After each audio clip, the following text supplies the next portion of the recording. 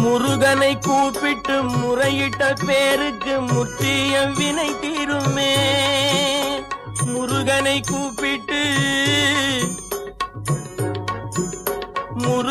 கூப்பிட்டு முறையிட்ட பேருக்கு முற்றிய வினை தீருமே.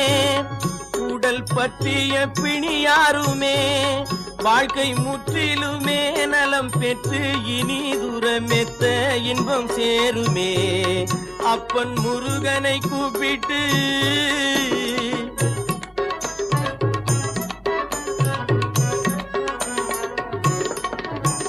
குமரனை கும்பிட்டு கொண்டாடுவோருக்கு